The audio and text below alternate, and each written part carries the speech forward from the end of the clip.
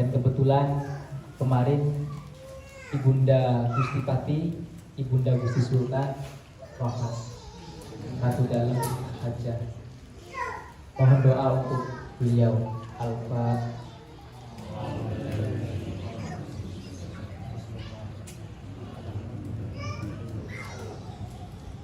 Ya, maksudnya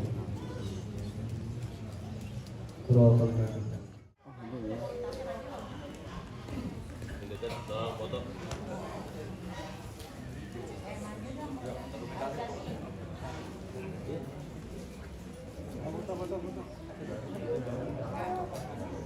Ajuan penyerahan kenang-kenangan kepada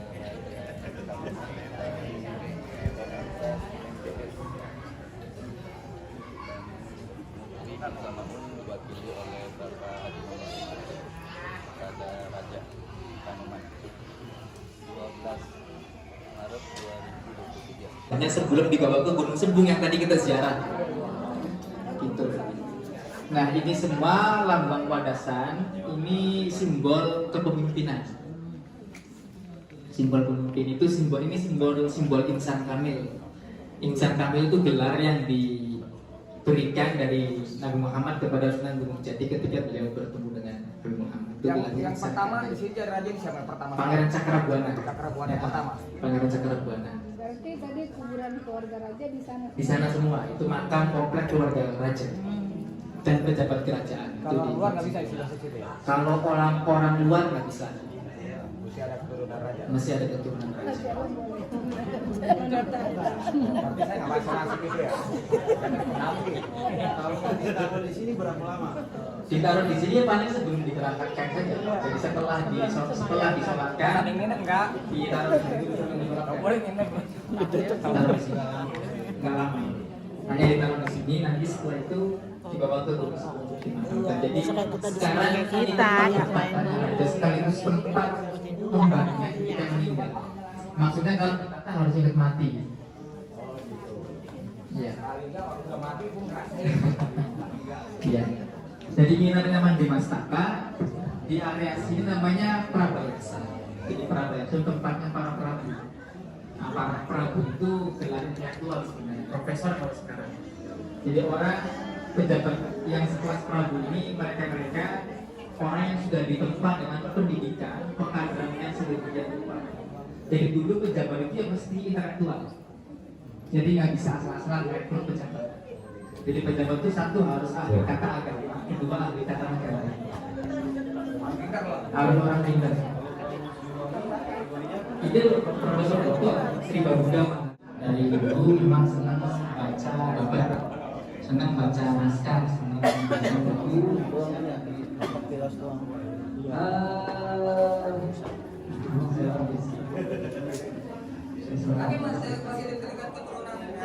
Saya dipercaya sebagai pintu kejaksan. Jadi pintu kejaksan ini dibuka kalau acara-acara ritual saja. Misalnya bubur suro, kemudian acara pitu likuran kalau bulan puasa tanggal 27, kemudian acara ngapem ini dibuka. Apa ngapem itu bikin kue apem. Kalau Rebo Wekasan.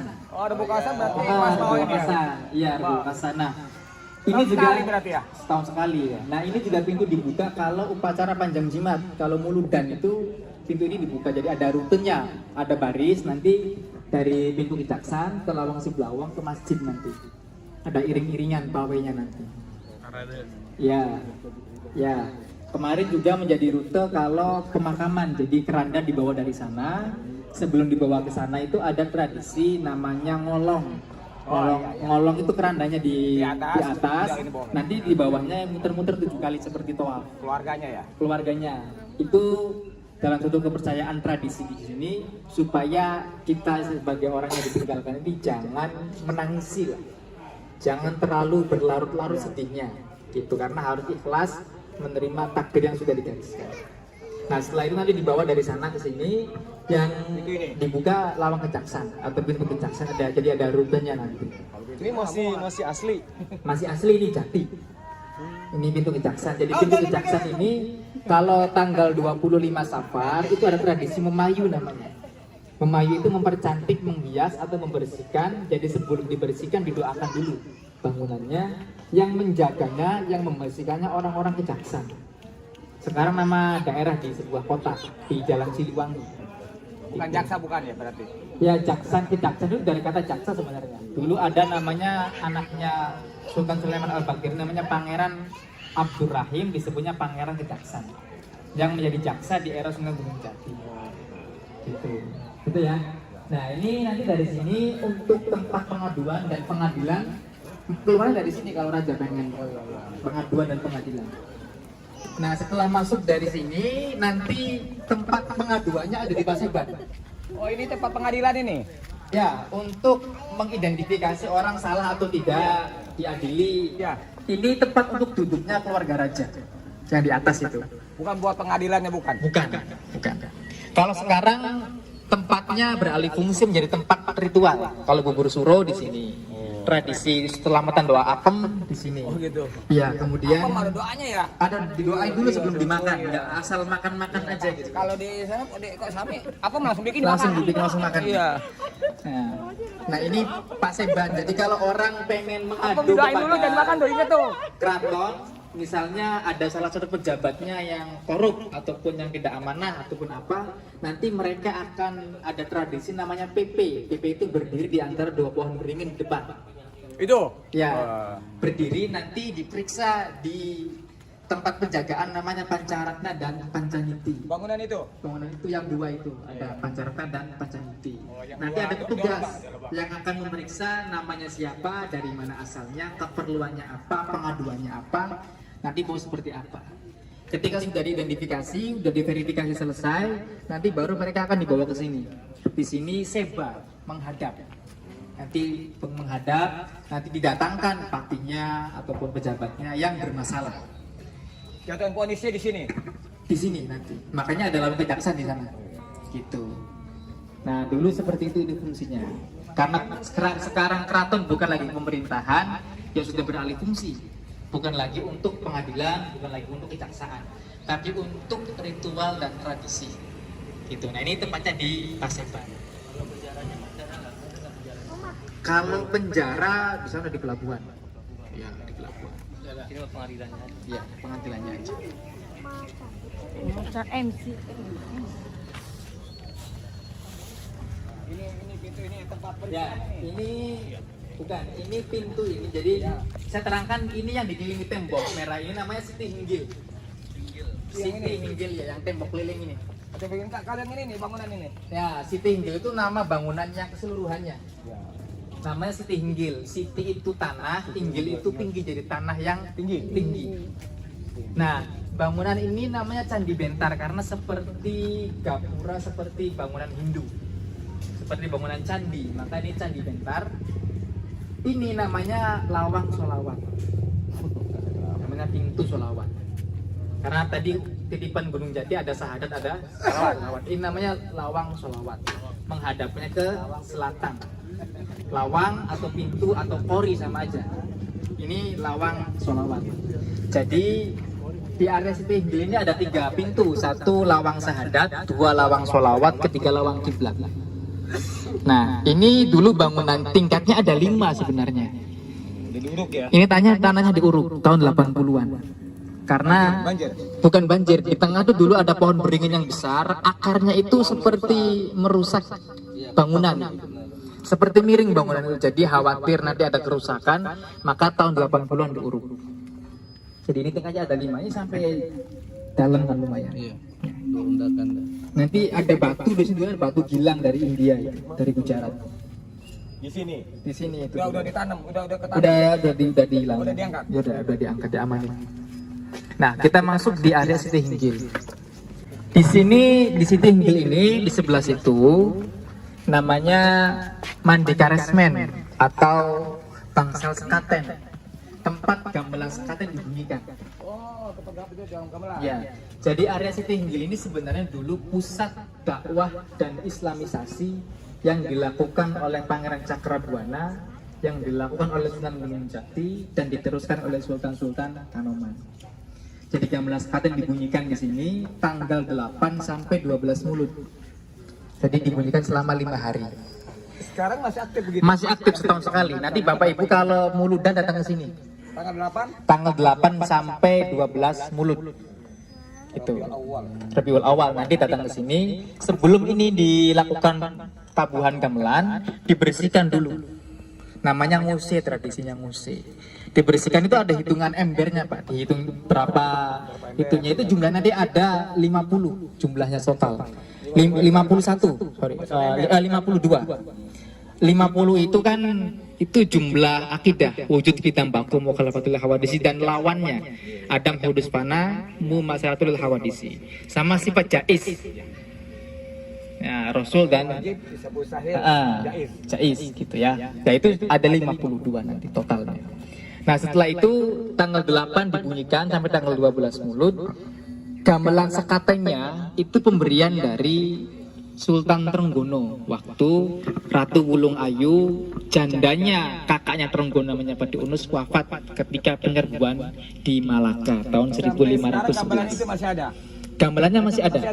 Masih ada, masih utuh. Kinclong. Jadi sebelum ditabuh itu dicuci dulu. Ibadah asli yang dulu ya? Ya, sebelum dicuci dikeluarkan dulu. Sebelum dikeluarkan didoain dulu. Jadi bukan ribet tapi detail gitu. Jadi detail sebelum dikeluarkan didoakan, setelah dikeluarkan dicuci. Mau dicuci didoain dulu. Gitu. Nah, ini keramik-keramik dari Cina. Salah satu istri Gunung Jati itu waktu kesini dengan kapal Bantalio itu bawa piring-piring ini. Piringnya ditanam. Ya, piring-piring ini dulu merupakan mungkin kalau sekarang cendramata. Jadi cendramata yang bernilai mahal, Historis ya. bernilai historis gitu. Nah maka dulu piring-piring ini menjadi komoditi yang terkenal di dunia internasional. Bangunan ini, bangunan apa ini? Ini namanya Manguntur. Manguntur itu tempat Sultan kalau mendengar gamelan sekaten nanti beliau ada di sini. Oh gitu. Posisinya menghadap ke gamelan sekaten. Jadi fungsinya untuk duduk. Duduknya Sultan, tempat duduknya Sultan. Ini sekilas mungkin mirip kalau orang Bali nyebut ini kayak pura katanya. Gitu. Karena Cirebon itu perpaduan antara Hindu, Islam, dan Cina.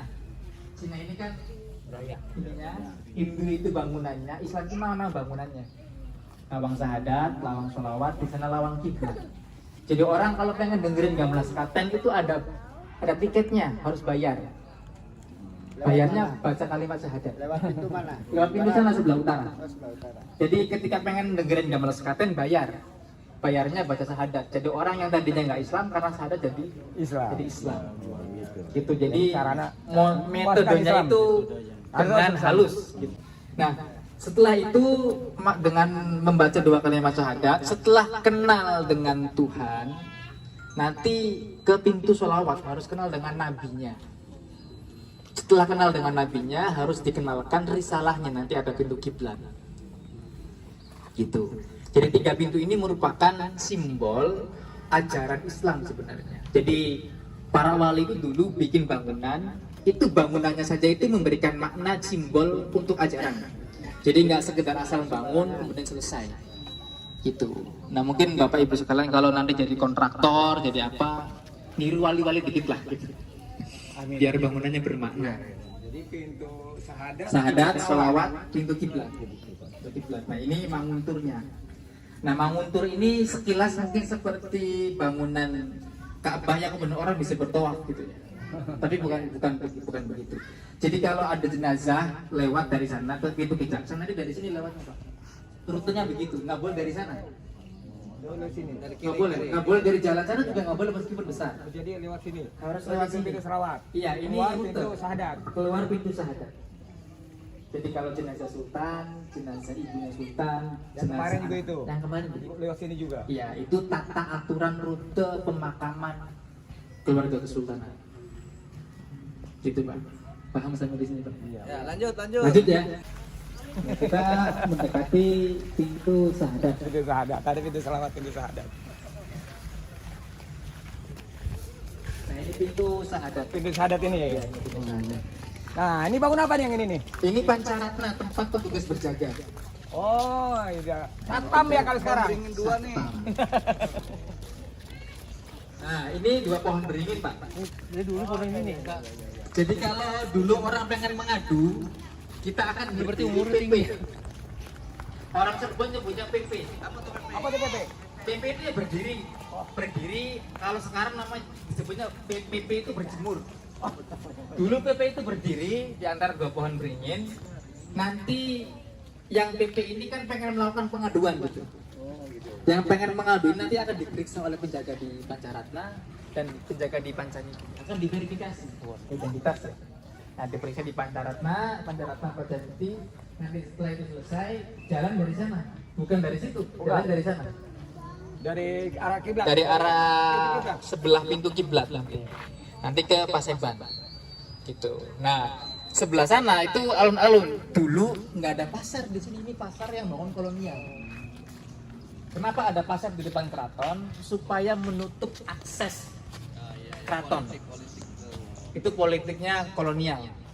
Karena Kanoman ini keraton yang orang-orangnya jago memberontak. Oh iya, ahli agama sih ya. Ya, karena nggak mau kooperatif dengan kolonial, mereka memberontak, bikin pesantren, bikin perlawanan. Jadi hampir semua yang melawan kolonial itu mereka keturunan keraton. Kalau mereka ulama, mereka keturunan keraton. Kalaupun mereka pendekar, ulama, mereka keturunan dari Gunung Jati. Jadi maka karena jangan sampai perangnya di depan keraton, maka perangnya dibawa keluar.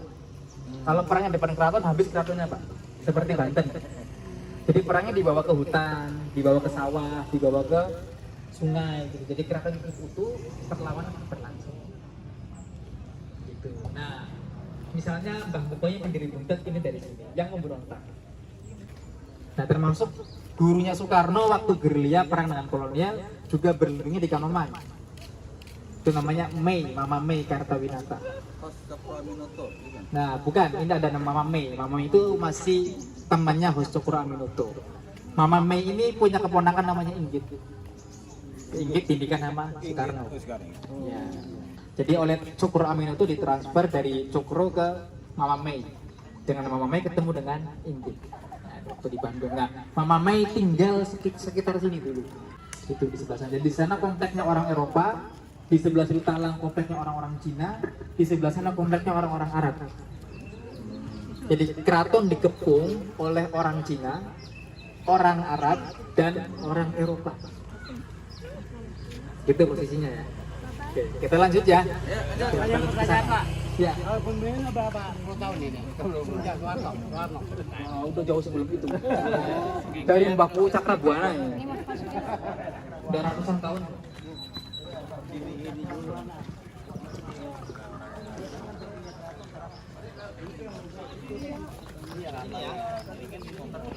Ini lawang Siblawong. Ini lawang Siblawong, pintu Siblawong. Yang pintu kiblat tadi nih. Pintu yang paling besar, pintu kiblat yang itu. Oh, ini pintu kiblat. Oh iya, Iya. ini ada di luar ya berarti ya. Iya. Pintu kiblat ini.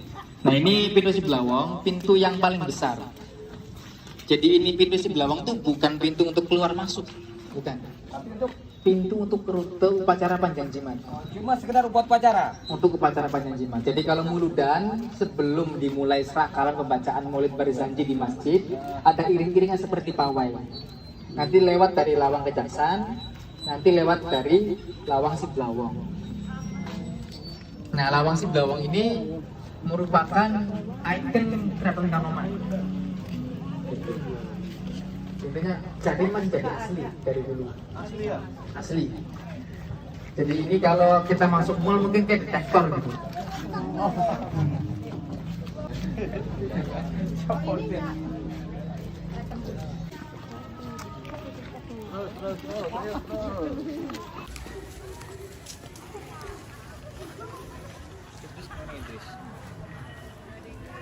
Ini bangunan belum ada berubah nih ya? Kalau bangunan musim ini zaman Sultan Jalaluddin. Oh, iya, namun berubah-berubah. Hah?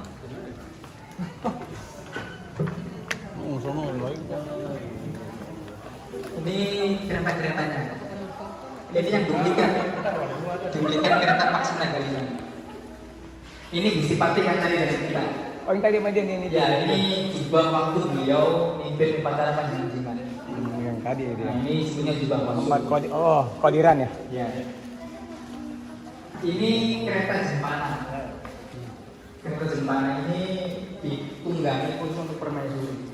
Dibuat tahun 1350 atau 1428 Masehi. Udah bangun hebat banget itu. Jadi dulu abad 15 awal sebelum Eropa bisa membuat Mercy, bikin kendaraan roda 4, orang Cirebon sudah bikin ini. Ini yang bikin namanya Kinataguna. Ya, Kinataguna itu orang Cirebon, orang sekitar Peret. Keren ya. Kaliungu. Kalau dulu emang dulu udah keren banget. Ini sultannya sekarang namanya Pangeran.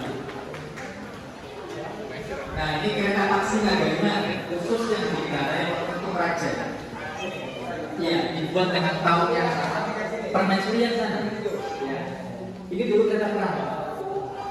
Makanya namanya Paksi Naga Lima, Paksi Burung Naga Ulang Lima Raja. Jadi gabungan dari 3 dewa. Burung gajah sama. Ya, jadi ini juga jadi simbol perpaduan antar kebudayaan.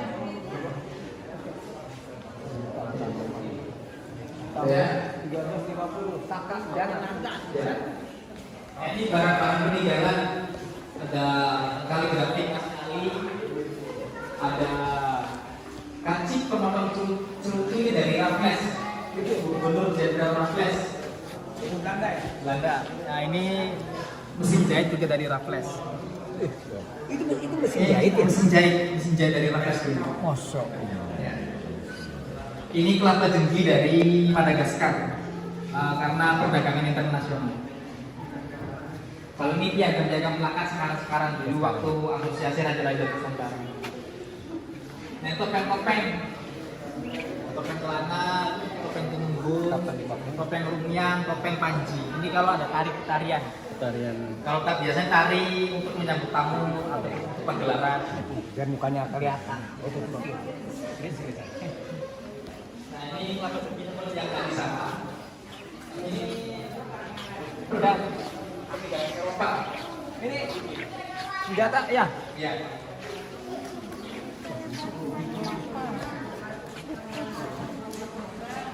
Nah, ini kisah sultan dulu.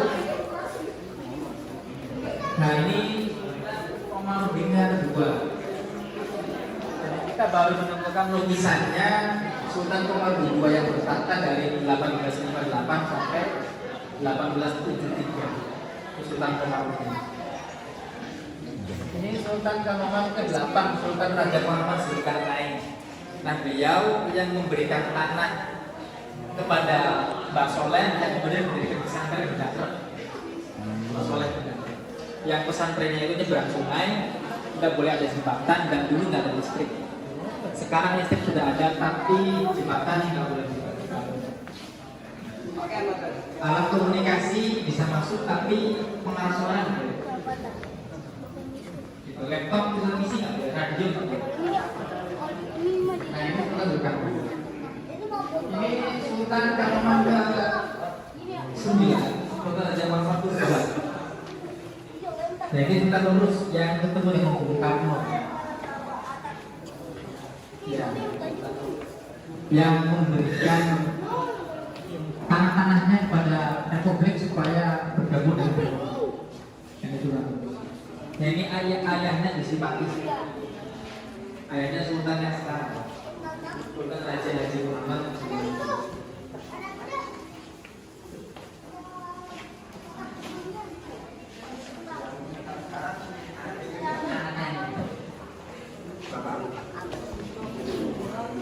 Ini tahun pintu.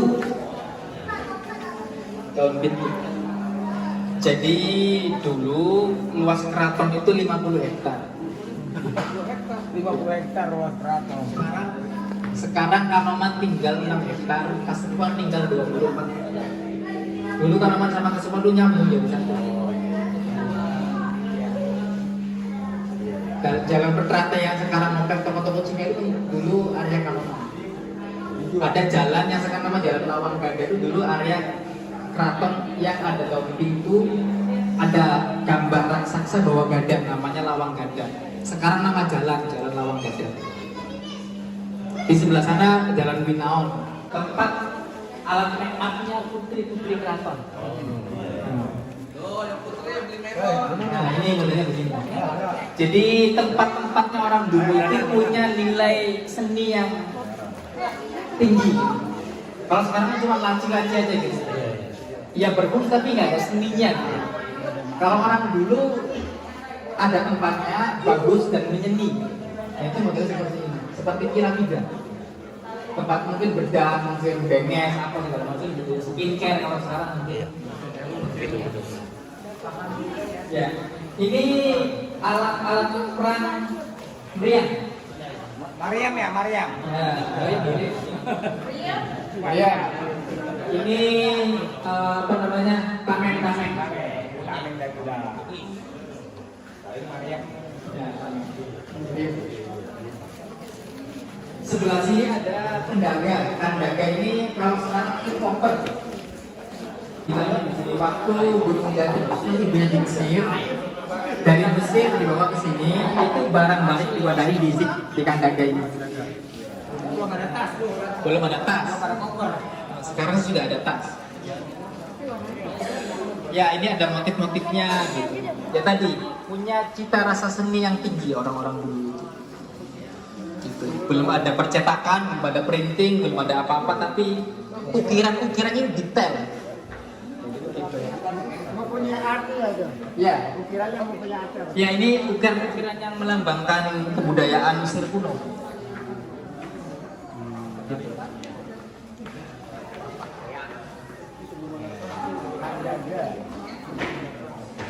Topi apa ya? Ini sih dari ini piagam ya apa plakat-plakat dari sekarang waktu Asosiasi Radio Indonesia. Ini dari Raffles, patungnya Injil sama Pak. Dari Raffles. Dari Raffles. Udah, kita kembali ke Jinem. Ya Rabbi sholli alaihi wasallim. Allahumma sholli ala Muhammad. Ya Rabbi sholli alaihi wasallim. Allahumma sholli ala Muhammad. Ya Allahumma sholli ala Muhammad. Ya Rabbi sholli alaihi wasallam.